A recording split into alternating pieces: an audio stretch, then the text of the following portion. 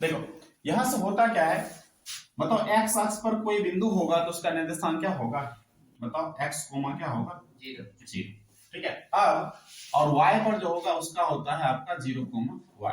अब यहाँ से मजेदार बात क्या है, आपको क्या परीक्षा में पूछा जाता है ऑब्जेक्टिव, वो देखिए आपको ऑब्जेक्टिव पूछा जाएगा कि x अक्ष पर, ठीक है, क्या y नियामक 0 होता है, क्या होता है, अरे भाई x अक्ष पे किसका 0 है, y निर्देशांक क्या है 0 है, यानी कि x अक्ष पे ये आपका अगर भुज हो गया और ये हो गया क्या चीज, कोटि, तो आपका भुज ना कोटि जो है वो क्या हो जाता है 0, किस अक्ष पे, किस अक्ष पे, एक्स अक्ष पे जो कोटि है वो आपका क्या हो जाता है 0, ठीक है, एक्स अक्ष पे कोटि क्या होता है 0 और वाई अक्ष पर क्या 0 होता है, ठीक है। अब एक बात बता, तुम निर्देशांक लिखते क्या हो, एक्स कोमा वाई लिखते हैं, ऐसे लिखते हो ना, और इस ये पॉइंट बिंदु लिख लो, यहाँ पे लिख लो बाबू, और कंपेयर करो, बता इसमें कंपेयर करो कि क्या 0 है, x बराबर क्या है 0, यही ना x बराबर 0, यही समीकरण हो गया किसका, पता है x अक्ष का नाम क्या है, x अक्ष का नाम है, y अक्ष का नाम है x बराबर 0, और इसका नाम उल्टा कर ले ना, इसका जो नाम है वो है y बराबर क्या 0। ये परीक्षा में कई बार पूछा गया है, क्या पूछा जाता है कि x अक्ष का समीकरण क्या होगा, ठीक है, x अक्ष का समीकरण y बराबर 0। अच्छा एक बात है, अगर तुमको पूछने नहीं भी आए ना तो निर्देशांक ज्यामिति में क्या करना, x बोलेगा तो y वाला मार के ना, y बोलेगा x वाला मार के, उल्टा मार के ना आंसर सही, ठीक है। जैसे तुमको पूछ लेगा परीक्षा में कि x अक्ष का समीकरण क्या होता है, तो ये तुम्हारे पास ये भी ऑप्शन होगा, ये भी ऑप्शन होगा, क्या मार के आएगा उल्टा, y बराबर 0। अगर पूछ लिया y अक्ष का समीकरण क्या होगा तब क्या मार के आना है। हाँ, एक और क्वेश्चन पूछा जाता है, एक क्वेश्चन जो पूछा जाता है वो देखो, बोलेगा कि y बराबर मान लो 2 है ना, तो ये जो है इसका ग्राफ कैसा होगा, एक ऑप्शन में लिखा होगा,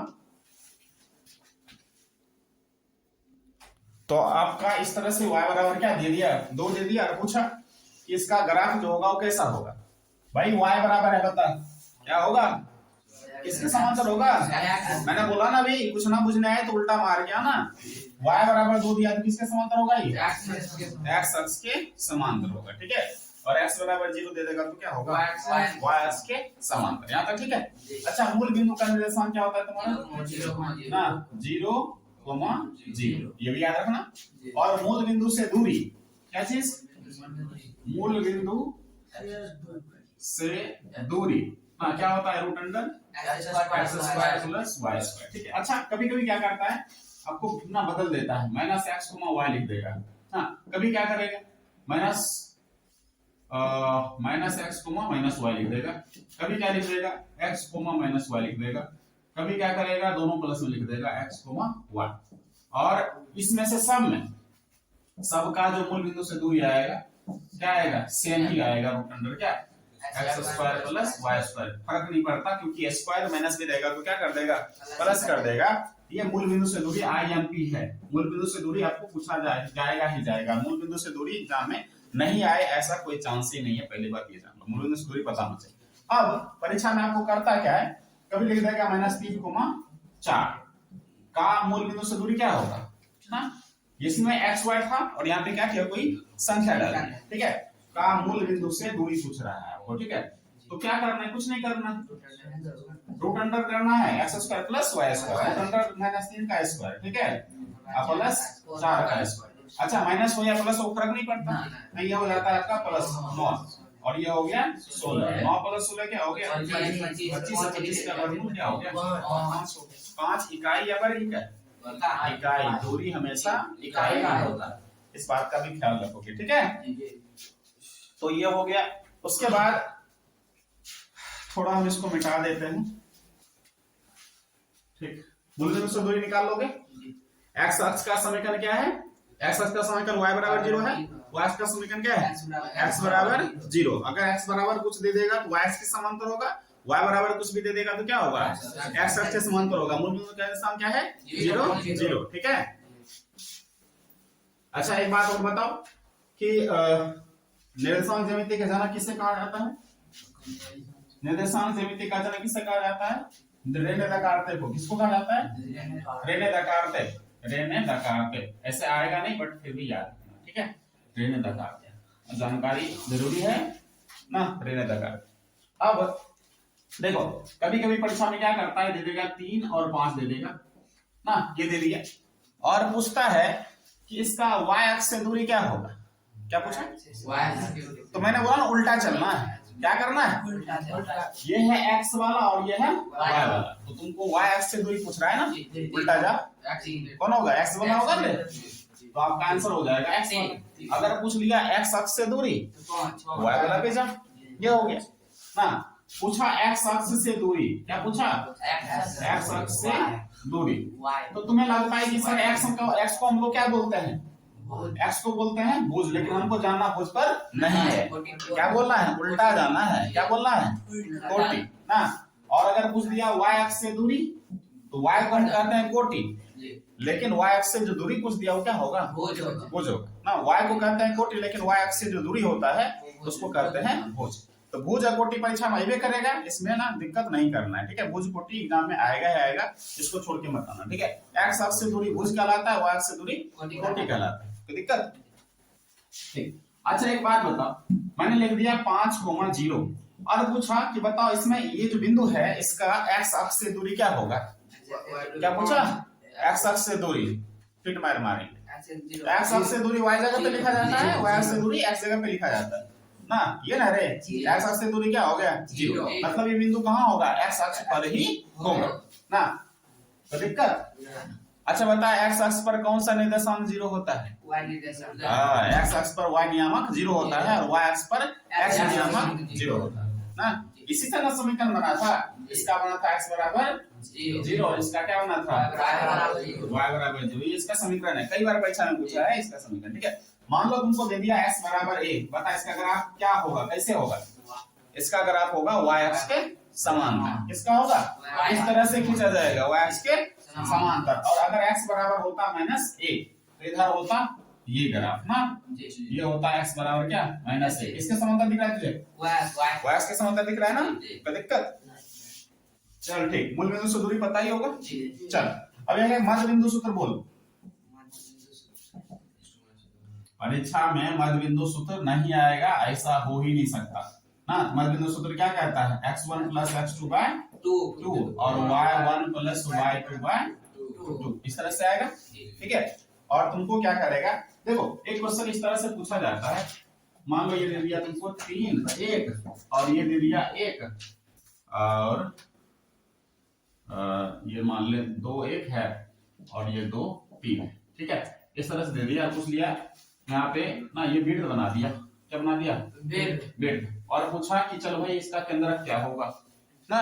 तो वास्तव में तुम जानता है कि वृत्त का जो केंद्र होता है वो ना व्यास का आधा होता है, व्यास का मिड पॉइंट होता है ना, बीच का बिंदु होता है। तो कर ले भाई 2 + 2 बटा में क्या करना है? 2 और ये 1 + 3 बटा में क्या करना है? 2। ये 4/2 और ये 4/2। तो तुम्हारा इसका आंसर क्या आ गया? 2,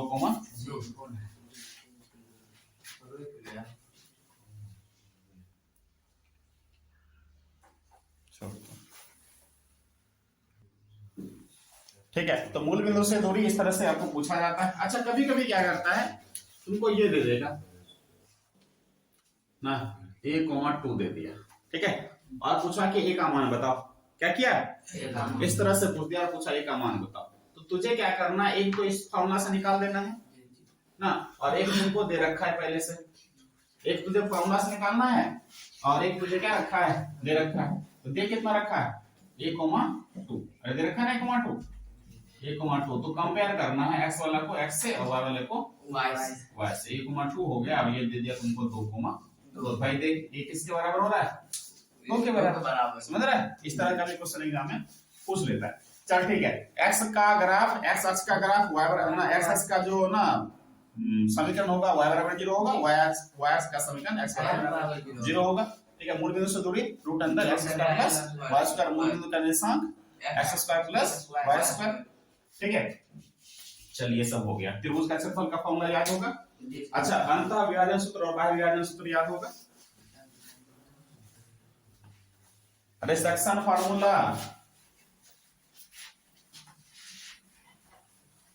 M1 X2 M2 X1 भूल गया,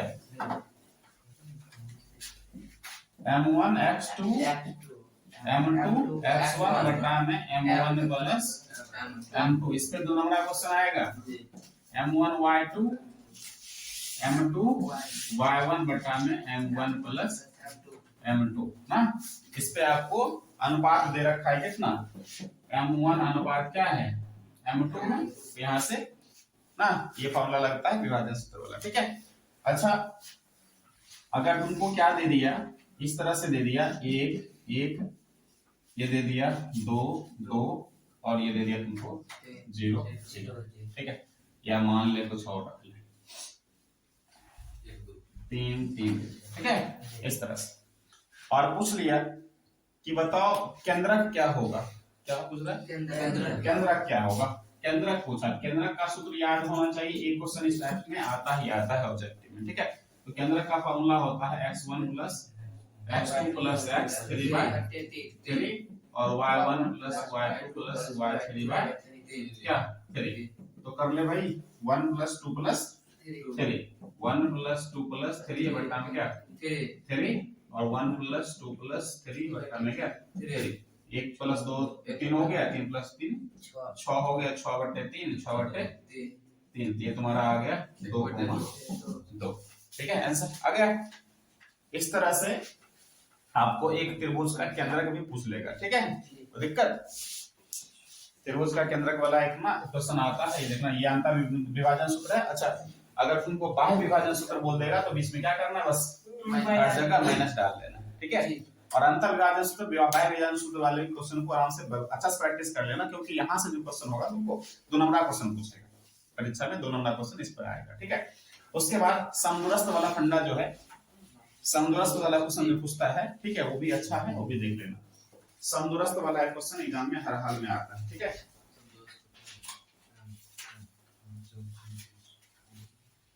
समदूरस्थ वाला कर लोगे ना, ठीक है। अच्छा एक तुमको बोल रहा है कि उस बिंदुओं का निर्देशांक ज्ञात करें जो 2 3 और 6 5 को सम त्रिभाग करता है। सम त्रिभाग और सम चतुर्भाग वाला देख लो अच्छे से, सम त्रिभाग और सम चतुर्भाग मिटा दें ये,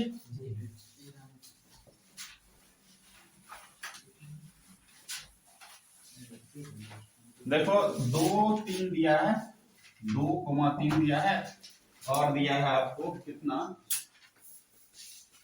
2 3 दिया, 6 5 दिया, 6 5 दे दिया, ठीक है। ये एक लाइन है, इसका नाम A है, इसका नाम B। कहता है सम त्रिभाग, क्या बोला, पता सम त्रिभाग का मतलब होता है 3 भाग में बांटना।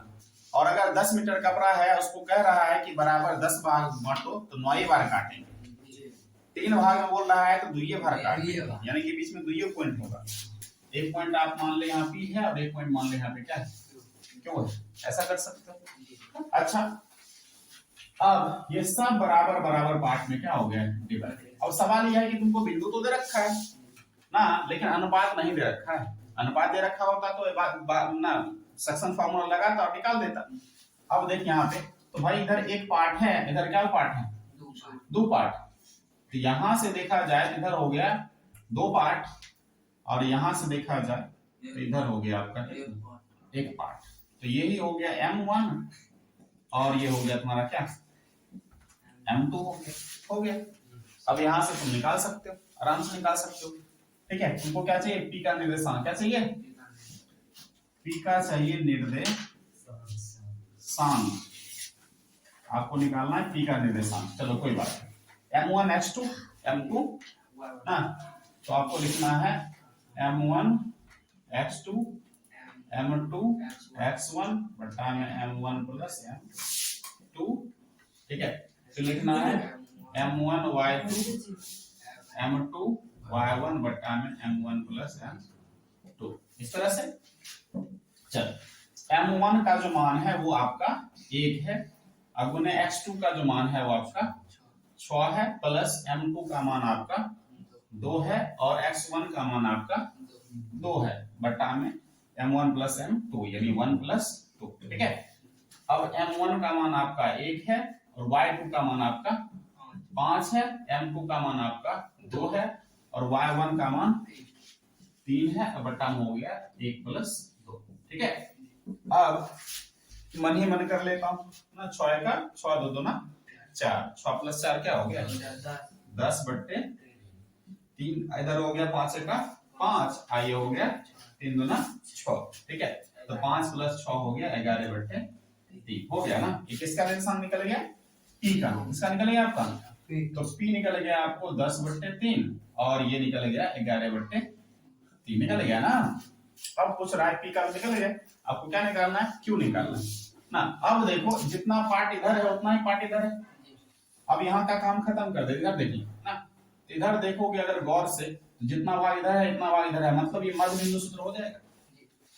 ठीक है, तो आप क्या लिख दो, कहाँ लिख दूं मैं, यहाँ लिख लो कि Q जो है वो किसका, PB का मध्य बिंदु, Q PB का क्या है, मध्य बिंदु है। और मध्य बिंदु बोलने का मतलब जानते हो क्या, मध्य बिंदु सूत्र का हम जाना चाहते हैं ना, तो आपको क्या चाहिए, ट्रिपल लाइन लिख देगा, इसका मतलब होता है निर्देशांक। ठीक है, इसका मतलब होता है निर्देशांक। तो कर ले भाई x1 + x2 यानी 10/3 अब प्लस कितना 6, अब बटा में क्या 2, अब फिर क्या करना है 11/3 अब प्लस कितना 5, अब बटा में कितना 2। सॉल्व करेगा तो तुझे क्या आएगा, ये इसको कर छत्रिक 18 में 10 जोड़ ले 28, ये जो है 3 जो है 2 से गुना हो जाएगा। ठीक है, उसके बाद 5 दिया 15, 15 में जोड़ 11, 15 11 26 हो गया, और ये दोनों आपस में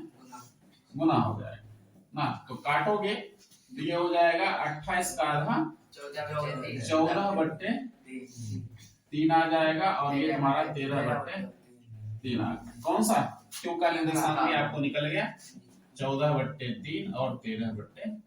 इस तरह से तुमको परीक्षा में क्या करेगा, 2 बिंदु दे देगा और तुझे क्या पूछेगा, समत्रिभाग का राय उन बिंदुओं का निर्देशांक ज्ञात करें। ठीक है, और चतुर्भाग अगर समचतुर्भाजित बोल दिया या 4 समान भाग में बढ़ता ऐसा दे दिया, तब तो क्वेश्चन और आसान हो जाता है।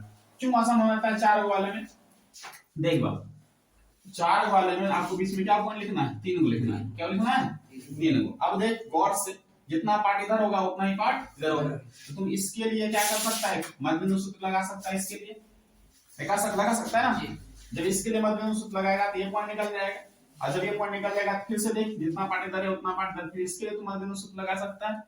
मतलब हर जगह मध्य बिंदु सूत्र से ही काम चल जाएगा। किसमें, समचतुर्भाजित में, समझा, समान 4 भाग में बट रहा है तो हर जगह मध्य बिंदु से तुम काम चला सकता है। लेकिन त्रिभाग वाले मध्य बिंदु हमने नहीं लगा, एक बार हमको लगाना पड़ा विभाजन सूत्र और एक बार लगाना पड़ा क्या चीज, मध्य बिंदु सूत्र। लेकिन चतुर्भाग बोलेगा तो सब जगह पे तुम क्या लगा सकते हो, मध्य बिंदु सूत्र लगा के निकाल सकते हो ना। पहले निकाला इसका मध्य बिंदु ये निकल गया, फिर इसका मध्य बिंदु ये निकल जाएगा, फिर इसका मध्य बिंदु ये निकल जाएगा, इस तरह से। ठीक है, और यहाँ से सबसे ज्यादा क्वेश्चन अगर परीक्षा में बनेगा, देखना तुम दोनों ना, तो वो तुमको निर्देशांक ज्यामिति से ही बनेगा, क्योंकि यहाँ से पचंडा बहुत कम पूछता है और 2 नंबर बहुत ज्यादा पूछता है।